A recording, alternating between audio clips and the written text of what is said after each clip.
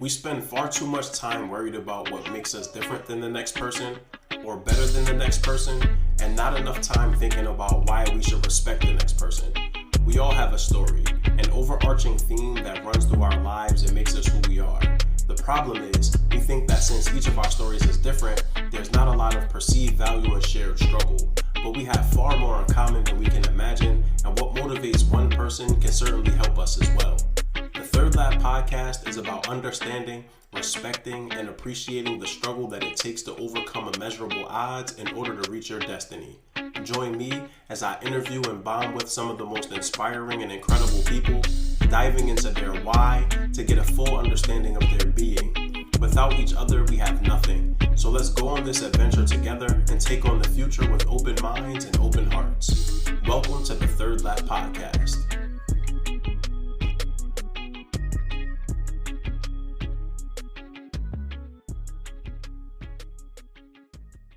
Hey everybody, thanks again for tuning into another episode of the Third Lap podcast. We're still here, we're still going. So celebrating an opportunity to connect with just a really dope dude that I've gotten a chance to know over the past year or so. And just so excited to learn more about his story and just hear directly from him what motivates him just to be the success that he is. And so Tevin, really excited to have you here. And so, yeah, Tevin Cherry, anything that you want to add in regards to just introduction? So Tevin is a personal trainer and motivational speaker, which we'll learn much more about in a minute. But yeah, Tevin, anything you want to add? Pretty much that you gave the right rundown, Malcolm. First of all, welcome.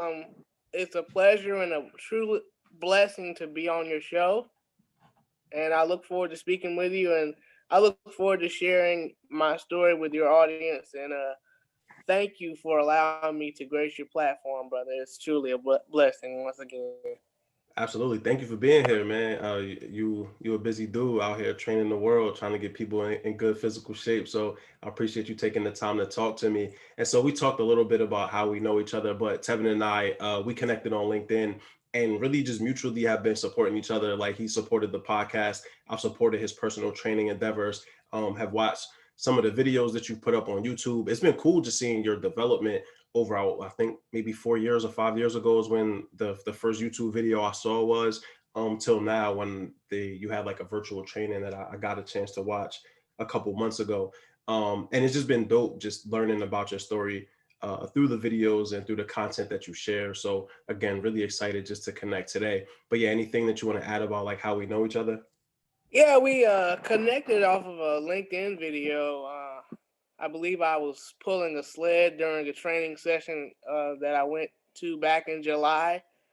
I posted that video, just to kind of send like shockwaves of encouragement to my followers on LinkedIn. And that video got over 500,000 views and a lot of people liking it and a lot of people sharing it.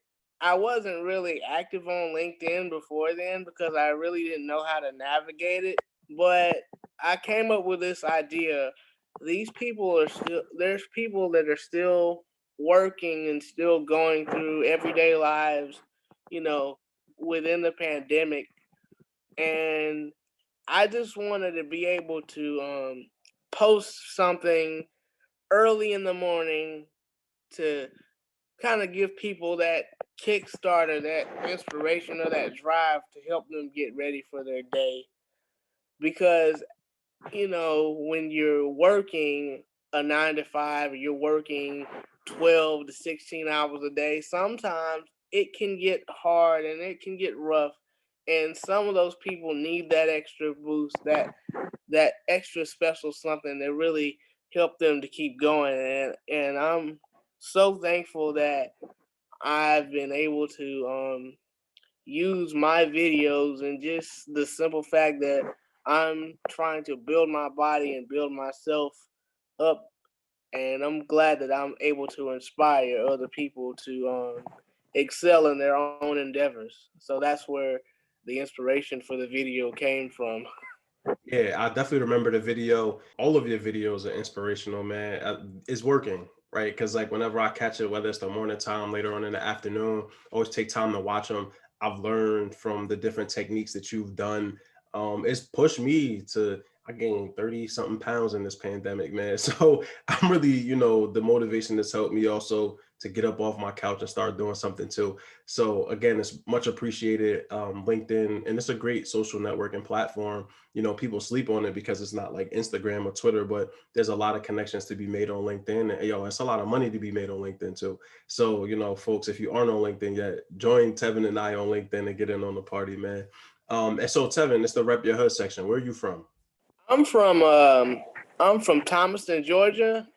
I'm 29 years old, and Thomaston, Georgia is a small town about 2.5 hours south of Atlanta. And is Thomaston, Georgia, like really the only place you've lived? Are you in Atlanta right now, or are you still in Thomaston? Yes, I'm in Atlanta right now. I've been Okay, in Atlanta. May will be 5 years. nice. And how you like in Atlanta? I got a lot of friends, family, folks from that rep the ATL. So yeah, talk to us about the ATL. How's it been treating you the past 5 years? It's had its overall experience. I've loved Atlanta, and it's had its ups and its downs, but for the most part, I've had fun and I've learned a lot from my various experiences. Yeah, that's what it's all about is learning from those experiences and learning from the people that you interact with. Shouts out to the ATL, shouts out to Georgia. Had another dude on here, Teddy Gandy, I'm sorry, Teddy, who is from Macon, Georgia. So shout outs to GAG. Mm-hmm. And so, Tevin, we're really just rolling right into the meat of the podcast. So this is Mal Davis with the Third Lap podcast, and I'm here with Tevin Cherry talking about his pathway to where he is currently in his career.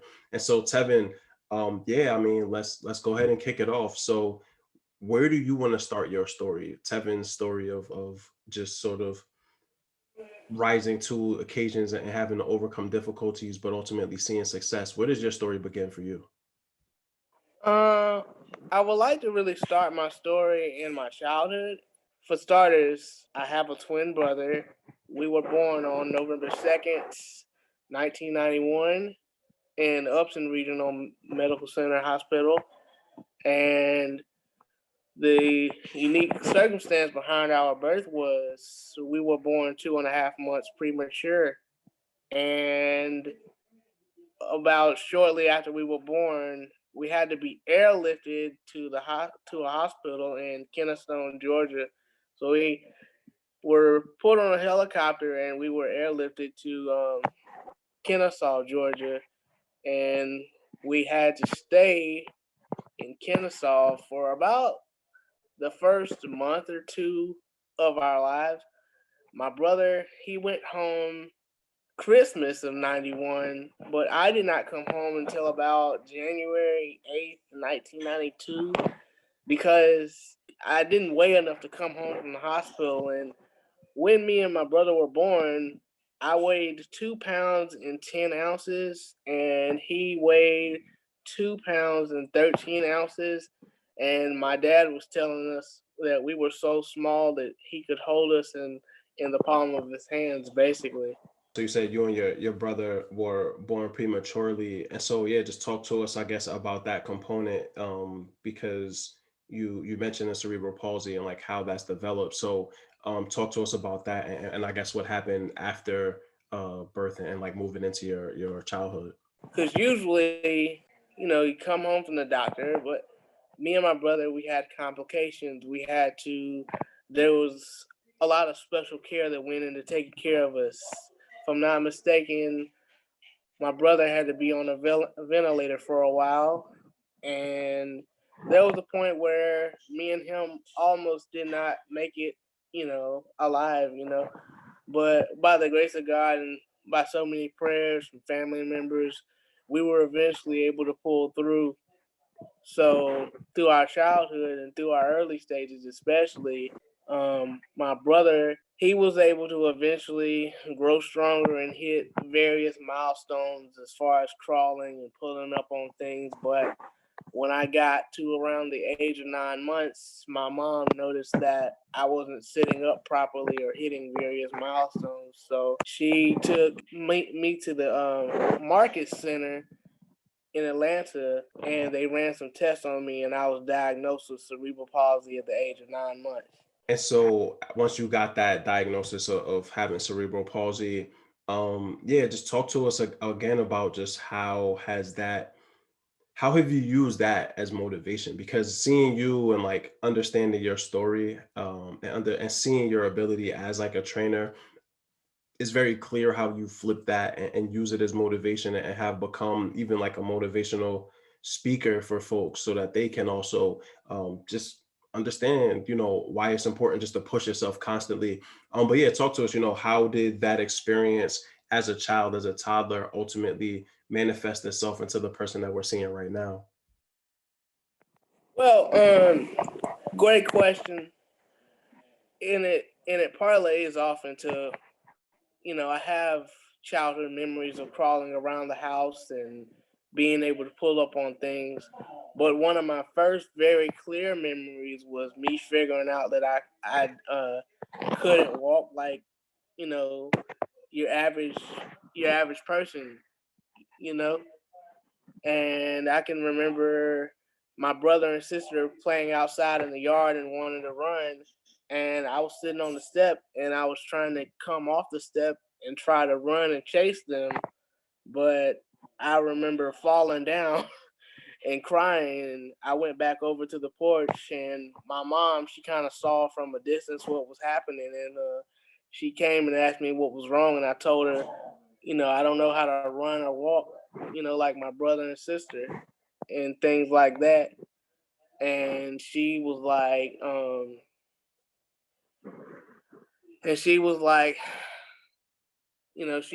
she figured out that I started to recognize that I couldn't run or walk like everyone else. So she ended up going to my physical therapist, Miss Hopper, at the time, and they ended up giving me my first walker. So, me getting my walker, that was so empowering for me because I no longer had to crawl around everywhere. I didn't have to pull up on things. I was finally able to run and be with my brother and sister. And so with the walker, how old were you when you got the walker? I was about 5. And then from the walker, did you progress to like a wheelchair of any sort, or was it just a walker and that sort of helped you learn the mobility that you needed? Predominantly, I had a walker, but I also had a wheelchair from kindergarten all the way up through elementary school. Then I stopped, and then I got another one once I got to high school, and I had one all throughout college. But I wish my mom still had the picture of me in kindergarten because there was a school play that we had to do, and I was singing in the school play, and the little kids, my classmates, we all took time to decorate my wheelchair. We put like the little star. We put like a little star rim on my wheelchair, and it was decked out and had rims, and singing the little song in the school play. So You're listening to the Third Lap Podcast with Mal Davis. Yeah. That's what's up, man. That's an awesome memory. yeah. And so when did you start to really say, okay, like I want to take my own physical fitness serious, but then I also want to like teach other people how to do it correctly?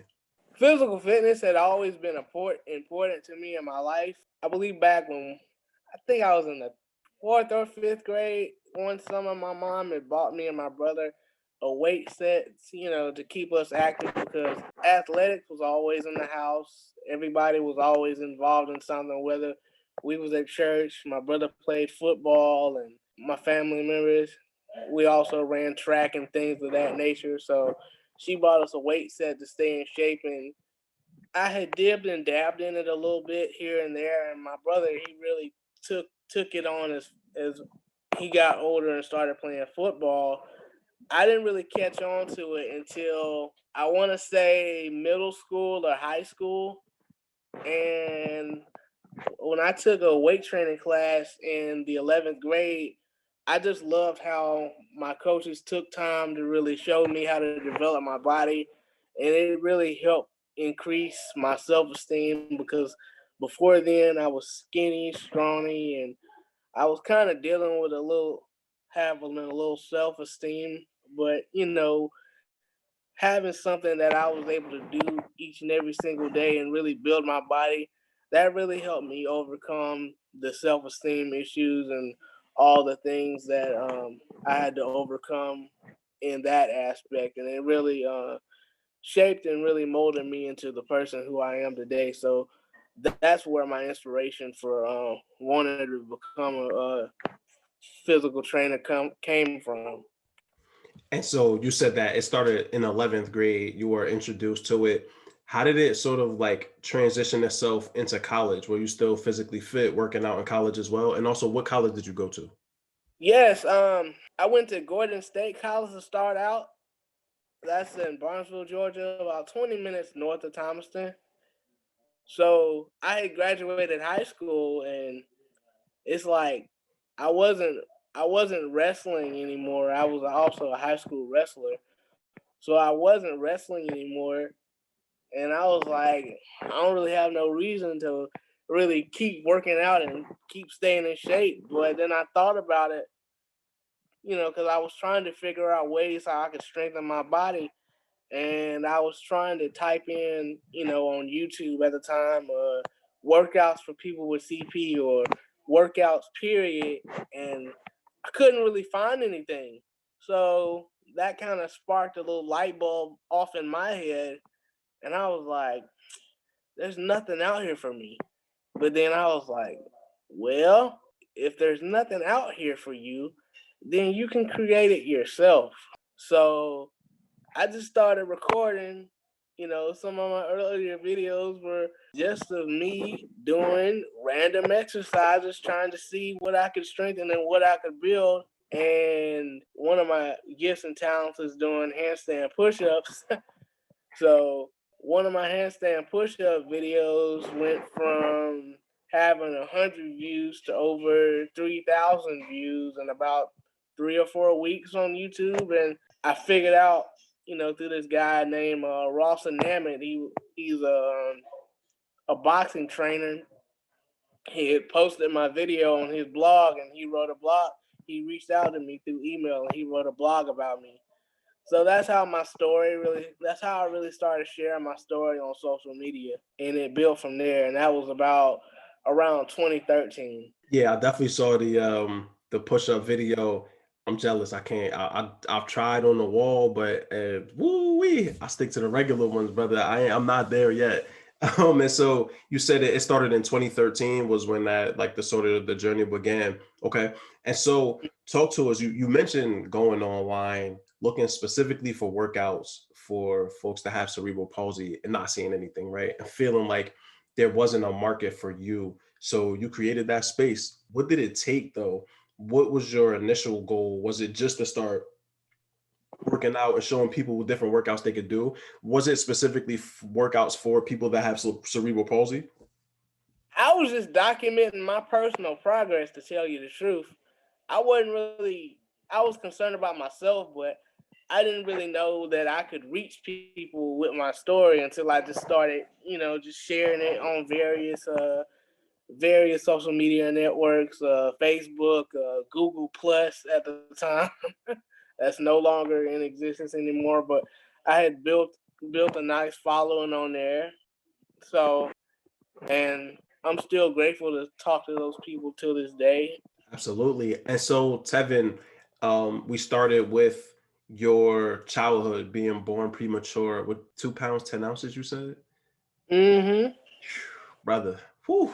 Well, getting the diagnosis of having cerebral palsy at 9 months, realizing that you couldn't walk, run, sort of operate physically the same way as your siblings could, but then getting that walker and how that walker changed your life, even that excellent memory that you share with us about being in kindergarten in your wheelchair. And so, you have all of these experiences as a child, as a teenager, that led to you saying, "Listen, I'm gonna get on this physical fit journey."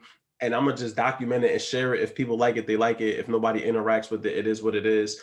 Was there anything intentional that you did to sort of cross that gap of this is my journey to like watch me work, right? Because for me, it's the same sort of mentality of I'm posting myself because I want people to see this journey, but then you flipped it into like a motivational component. And so what led to that transition? How did you realize that like, hey man, I could really like turn this into a career. I could turn this into a real following. Back around 2014 or 2015 when I was at Clayton State, after I graduated from Gordon with my associate's degree, I transferred to Clayton State to get my bachelor's degree in business. So I was like a lot of kids, when I went to Clayton, I probably knew about, I think it was like two or three people that went there that I actually grew up and went to school with. So I didn't know nobody. I was the new kid. I was a new dude on the block. I hope my best friend don't mind me calling him out, but the kids on campus was telling my best friend Jarvis Blessed, you got a handicapped roommate, and he was like, "Oh, how did I get stuck with a handicap and stuff like that?" Because you know, people didn't know how to take me at first because it's like you are around people that you grew up with and people get used to you, but then when you go to a place where hardly anybody ever knows you, it can be a little bit of a culture shock if you want to put it in that perspective. So even transferring to Clayton and Jarvis and Will and all my roommates at the time, they didn't really know me at first, and it was a little big brother, little brother thing going back and forth. And Jarvis, me and him didn't necessarily get along at first, but after a while of us getting used to each other and developing that camaraderie and that bond, he's really like a brother to me, and I'm pretty much blessed to pretty much say that I got to connect with people like my best friend Jarvis Blessed, my best friend Will Jackson, and my homeboy B Foster. Those were my roommates, and those were people that I developed close relationships with. And the thing about my journey and me working out at Clayton State, it got to a point where people just knew me for working out. I would record a video each and every single day, no matter what I was doing. I had plenty of free time. And it's like once my friends saw that, I really took fitness seriously, it got to the point where, Jarvis would have a party and invite people over, and everybody would stand in a circle, but I always had a small corner in the room where I had all my workout equipment, and he would always keep that space open. So I always come out of my room and I would work out, in the midst of all of them partying, turning up and having fun and getting involved in all these other things. I was always sheltered, and I was always able to have that space to where I could work out, because they really knew that I had something, and that's another thing I want to touch on. It's important to always have people around you that really believe and really invest in you. You know what I'm saying? Yeah, I mean, first that's why this podcast was created, because I want the people that come on here to know that I believe in them and I'm invested in them, and I want to see them be successful ultimately. And so that's dope that you were able to build that relationship with your roommates. I got to be honest, it saddens me to hear that like their initial response to you was disappointment because you were differently able. But in the end of the day, I'm hoping through conversations like this and through people realizing that yo, we're all human beings, man. Like, you know what I mean? Like we really have to get away from physical, mental, emotional, whatever it may be, differences that we see, and really lock into who the person is and get an understanding of their spirit. Cause Tevin, you're one of the dopest people I know, man. So, I'm glad that you've been able to find support and find people that really are behind you and stand in your corner to be able to uplift you and keep you going, because you uplift us and keep us going, man. And so, you need to have your cup poured into the same way you pouring into ours. I've said it before, but I will always say it. I appreciate you, and I appreciate the work that you do and just the positivity that you exude, bro. You have every reason to not be positive. You have every reason to, not want to build with people, and you put yourself out there genuinely every single time. And I appreciate you for that, man, for sure. You're listening to the Third Lap Podcast with Mal Davis. Yeah. And so once you graduated, what happened next? Like, what was your thought process approaching graduation, knowing that, okay, well, listen, I have something, but also got to make money. So like, how do I pair these two things together? When I graduated college, I was at another standstill. I really didn't know what was happening next. And I had been searching for a job, and I couldn't find anything. And it had got to March, and May was when I was supposed to graduate, right? So it had got to March, and I'm like, man, I gotta find a job. I still hadn't found anything, and it had got to the end of March, and I was like, I done put all this work in. I done this, done that, sacrificing all these hours in school, and you know, ain't nothing came through for me. And all of my other friends, they had nice jobs and decent positions starting out and things like that. And I was starting to feel down on myself again. And we had a career fair, and I was like, man, nobody's gonna hire me from this career fair. And I'm like, this is gonna be terrible, man. I done spent all these years in school, and now I'm gonna have to go back home to small town Thompson, all because I can't find anything. And da da da da da. And you know, I was like, I'm gonna print off my resumes and just hand them out to people and just hope for the best. I don't care. At the end of the day, it doesn't matter. I don't care about it. But deep down inside, I was lying to myself, trying to make excuses and trying to make myself feel better about myself. I completed college, and that's no small feat. But I really wanted that job. I really wanted to experience working in the working world like all of my friends. So I was like, you know what? I'm not, I was in the shower. I was going to go to the career fair at the school. And then I was like, I'm not going to go. I'm giving up. I'm quitting. I'm going home. It doesn't matter at this point. I quit. I quit. I told God I quit. And I was like, God, I quit. And I'm shaking my fist and telling God I quit. And he was like, haven't I blessed all of your friends with jobs, all because of their kindness and what they've done towards you? And I'm like, yes. And then he's like, then I'm going to bless you in the same sentiment. Put your clothes on and go to the job fair. And I'm like, all right, I'm going to the job fair. So I'm dressed up, I have on an all black suit. It's hot.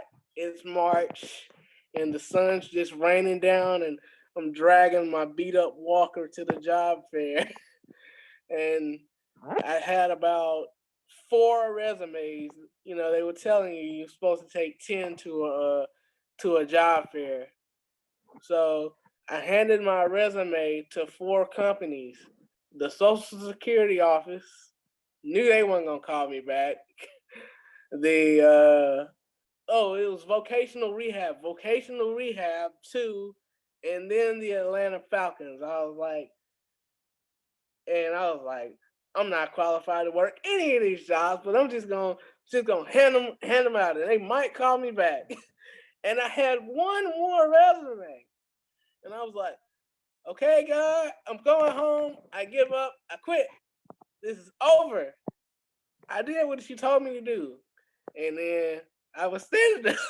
I'm sitting there talking to myself and talking to God in the same sentiment. And I'm like, I'm out. I'm gone. Period. It's over. And then this voice comes and breaks my thought.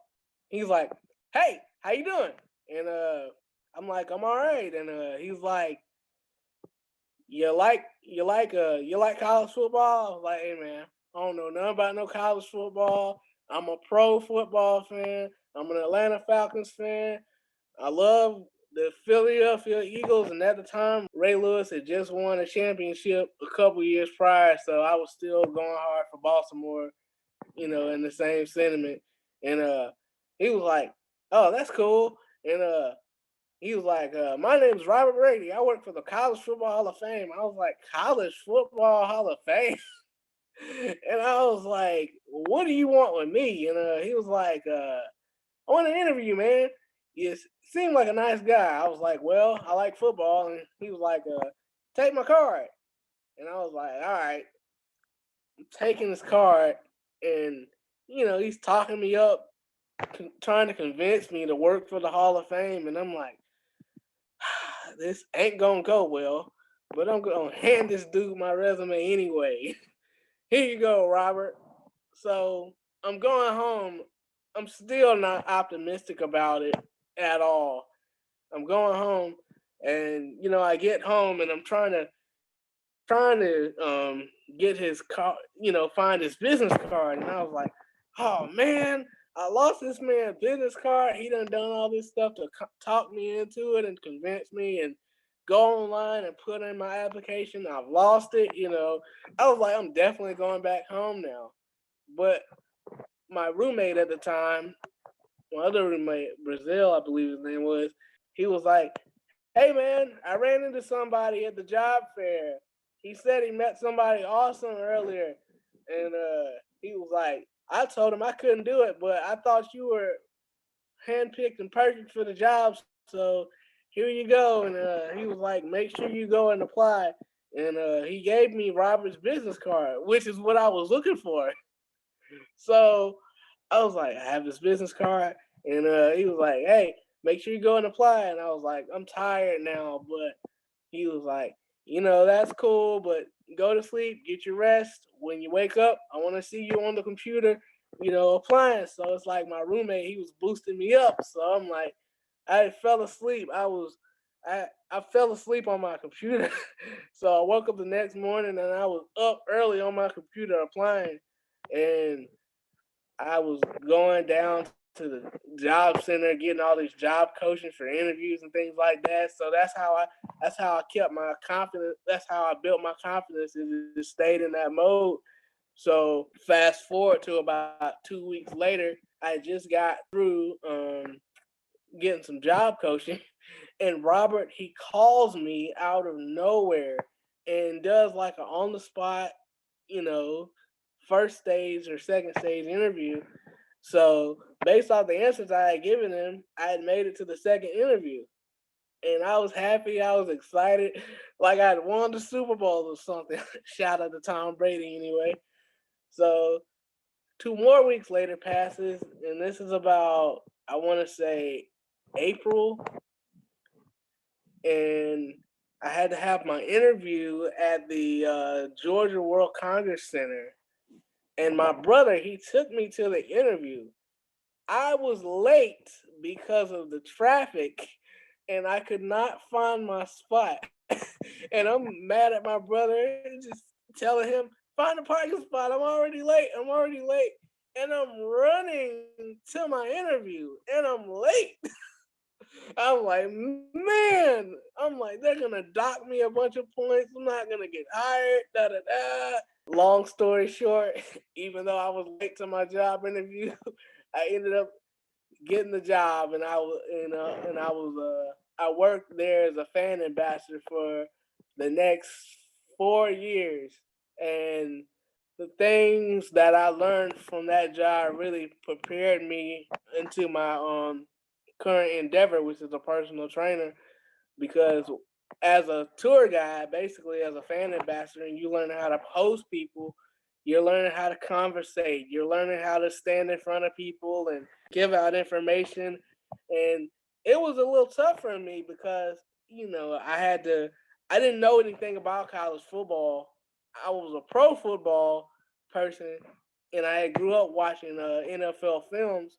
So I learned a lot about various teams just from watching the NFL films. So, learning about the college culture and learning about the teams and things like that, it was kind of tough. But once I went home and studied and, did my due diligence, I came back like an encyclopedia. And I ended up being one of the best people there. And one of the greatest things that I learned how to do was talk to kids and relate to kids and really start to find a pulse on the younger generation. You know what I'm saying? And through my experiences at the hall, I realized I was like, I need to make sure that I tailor my work so that I can reach the younger generation. So, in my 4 years of learning, what I learned from the hall, that's what I really pulled from it. And that was my favorite part of the job. Besides talking about football all day. I absolutely love that story, because I just love the motivation and the wherewithal, resiliency that you had to show up, right? Like you had that conversation with God. God was like, "Listen, I can't bless you if you don't do the work, right? Go do the work." You went and you did the work. You were able to capitalize on what seems like a divine opportunity because you lose the business card and then your roommate walks in with the business card for you to have and start the process. So that's amazing. And so you were a fan ambassador for the College Football Hall of Fame. You also started your Strongman LLC in October of 2015. And then you officially became a personal trainer. So you went through your internship. The video that I watched, I'm pretty sure, was at the end of your internship as you were about to transition into becoming a personal trainer. And so you're currently a personal trainer right now. So talk to us, man. I mean, personal training in COVID is different than it usually is. So talk to us. What are you up to now? What are some of the things, the endeavors that you find yourself embarking on, and what do you see happening for you next going into the future? Personal training for COVID is pretty pretty rough.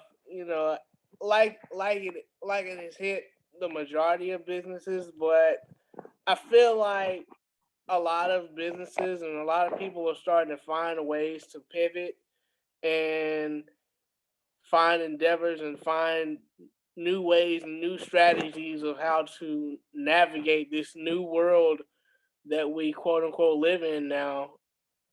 Virtual training is not just a blip on the screen or a flash in the pan. I feel like it's gonna be the new way for now.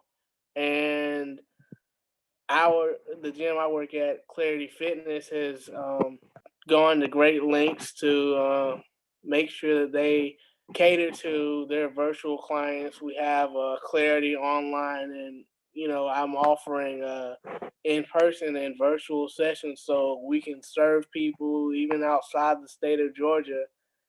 And for me personally, I'm just really preparing myself so that I can come up with exercises or workshops or a package so that I can present it to other other other people with cerebral palsy and various other communities with similar circumstances, a way to work out, because I feel like in my community, health and fitness, it's not talked about enough. And I just wanted to be one of those that drive or force home or start the conversation into moving forward and moving better.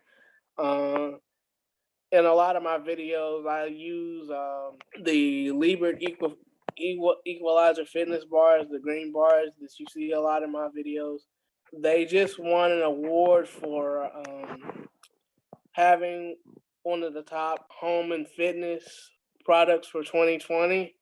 And I'm so thankful to Mark Liebert for, allowing me to use his product. And, it's really helped me because I can't, I don't have the balance to do certain exercises, but I can hold on and, work my legs and do knee lifts and pull myself up off the ground. And he's done so much to help other people, in my position or something similar. And I've made a great friend in my friend Cameron Anderson. I was on his podcast earlier in the year.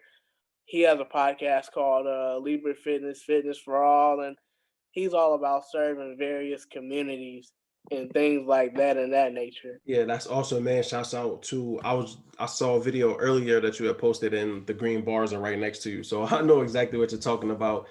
Shout outs to for that, and definitely awesome to hear that you're able to continue to tell your story across various platforms. anybody I know that has a podcast, I'm gonna suggest you as someone that they need to connect with, because we're really sitting here talking about like you, but we aren't going to be able to get into like the professional component as much. And I'm sure like I know that you have lots of feedback and things that you would share about like the physical fitness component. And so, like I said, anyone else that I know that is looking for guests, 100%, like you're on that short list of people that I'm a volunteer, and have them reach out to. And so, Tevin, we really had a chance today to talk about so much, like you personally, right? Like your where you're from, what sort of your origination was, being premature, all the way through college, graduation, finding your first job, and the joy that you felt from that, and then transitioning into becoming an entrepreneur. You talked about you want to be able to serve communities like cerebral palsy and folks that are affected in a similar way, to make sure that like they have access to the things that they need and the resources that they need, to take care of themselves, right? Like that's a very important thing. And so you've talked about where you've been, where you've come from, where you are, where you're going. What motivates you to keep pushing though? Like, why do you continue to be so optimistic, so positive, and so motivational? What continues to push you? What continues to push me is the I want to be able to when it's all said and done for me, I want to be able to say that it goes back to my journey at the Hall of Fame, and I think about all the parents I follow whose children have CP on social media. I uh, I have parents that DM me every once in a while, showing me their child's progress, and they'll tell me, if it wasn't for one of your videos, I wouldn't have known how to raise my child. And that for me, I I really didn't understand the impact of my videos until I started getting messages like that. And just to see those children, go through some of the things I went through, and even see them walk and learn how to do various things for the first time, I immediately have flashbacks to my childhood. And it really brings a smile on my face when someone learns how to walk, or when somebody learns how to squat, or when somebody, you know, really starts to take fitness seriously, all because of what they saw me do in a video, or something along those lines, in a sense.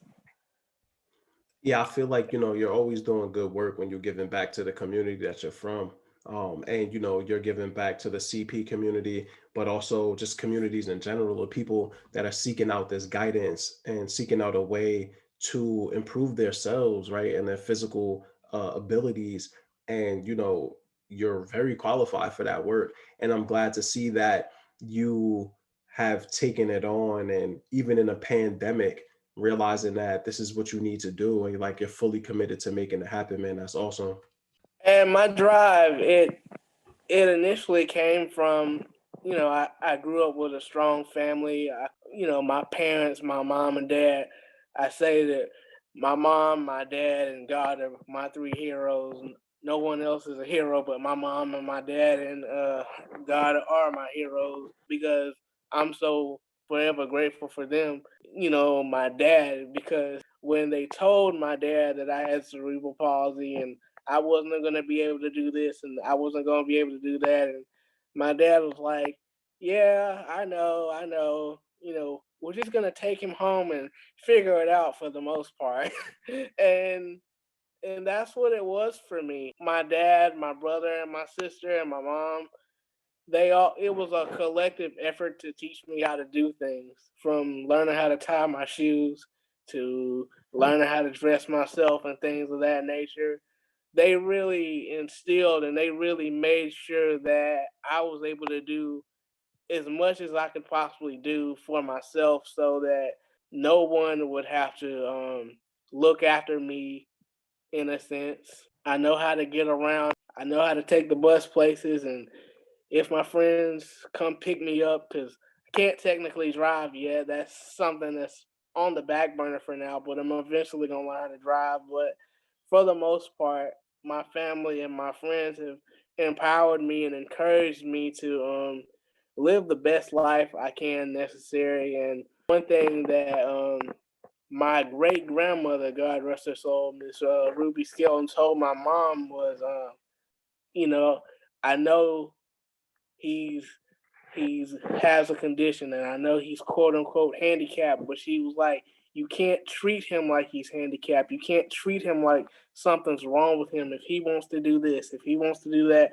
then you let him do it. And he may not do it like his brother or sister, but you have to give him that opportunity. You have to open that door because you cannot deprive him of things that he really wants to do. You have to learn how to have to really learn how to see where he's starting and how to build up to, being able to do things like other people.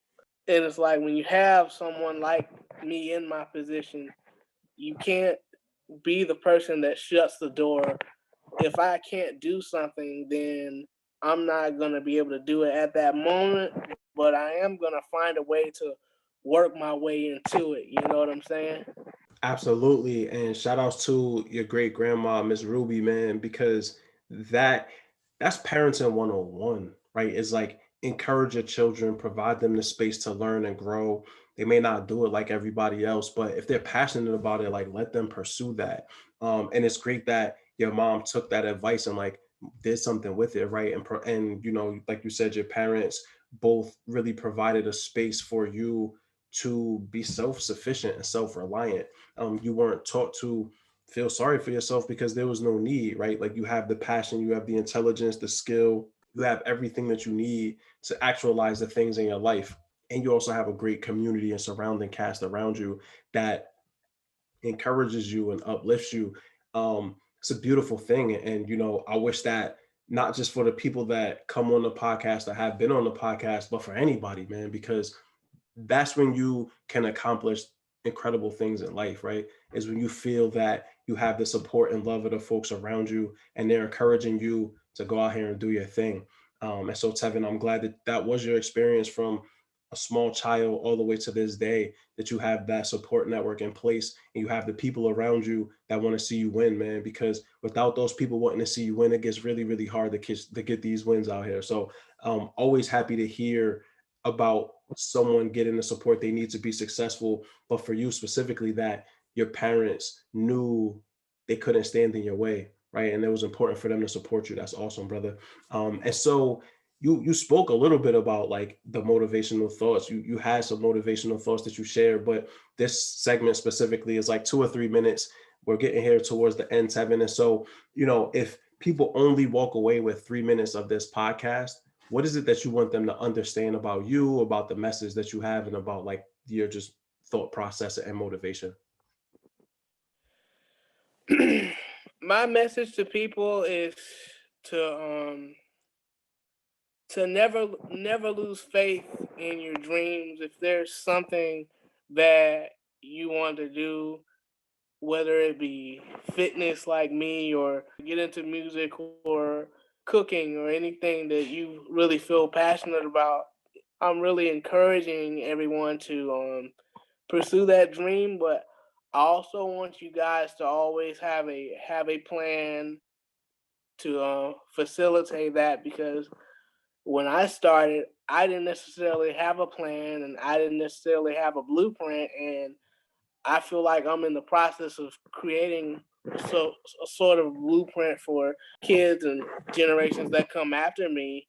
So I will just encourage everyone, if you guys, you know, have a dream, have a plan, and also understand that no one owes you anything.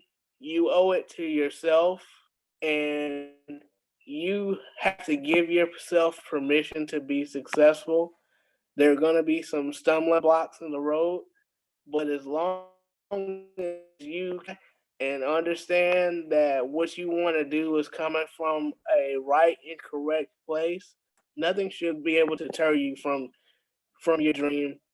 And always remember, if something doesn't happen and it's in your control, You must make the right and correct decision so that you can get to where you need to be. Absolutely. I mean, that's just incredible advice. If you can control it, right? Like what we can't control, it is what it is. But what's in the realm of our control, we have to do our best to go ahead and control it, and really take a hold of our future, right? And manifest the things in life, much like you have becoming a personal trainer that we see for ourselves. And so, Tevin, what are you reading, or what have you read, or maybe an audio book or audiobooks that you've listened to that have been really influential for you? I haven't read too many books per se, but I do make sure that I motivational videos from people like Les Brown, E.T. the Preacher, and things of that nature, so that I can just keep my mind in the right positive place. And that's pretty much it. Okay.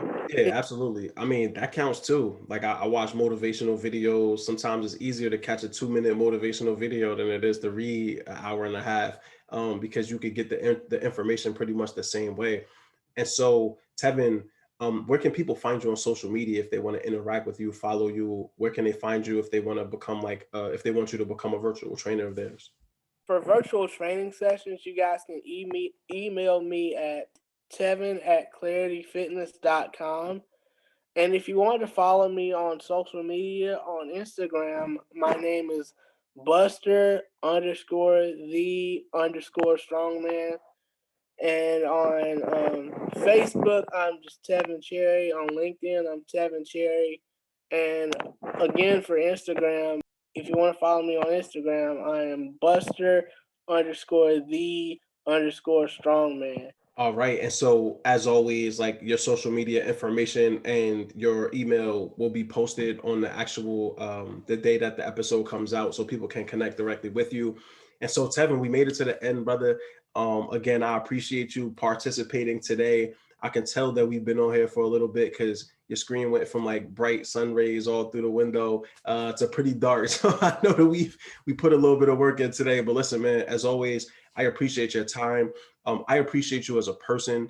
Thank you for the motivational videos and just the positivity that you have. It seems to never run out. You know, as a person that has gotten to know you better over the past year, again, hearing your story firsthand was just super motivational. So I can't wait to release this and have other people interact with it and ultimately start following you and reaching out to you just to learn more about you. As we close out, Tevin, is there anything, like any last words you wanted to share? I just want to thank you once again, Malcolm, for reaching out to me to do this. Truly a blessing to have various platforms and to make genuine connections with people. And I'm just thankful that I'm able to reach your audience. I pray and hope that you continue to grow in your endeavors as I know I will with mine. Absolutely, man. We're going to grow together and we'll continue to support each other through this process. Tevin, again, thank you so much for joining me today. I hope you enjoy the rest of your evening. Thank you, everyone that took the time to listen to this episode. This is Mal Davis signing out. Each one, teach one. We all learn together. Thank you for tuning into another episode of the Third Lap Podcast. This is your host, Mal Davis. Please visit thethirdlappodcast.com for more information about the podcast, about our guests, and also to see our reading list. You can find us at The Third Lap Podcast on LinkedIn and Facebook, at Third Lap on Twitter, and at third_lap_podcast on Instagram. If you know anyone that would be great to be featured on this show, please reach out to our host, Mal Davis. He's always looking for interesting people to learn more about them and to talk about their pathway. Thank you so much again. Have a good one.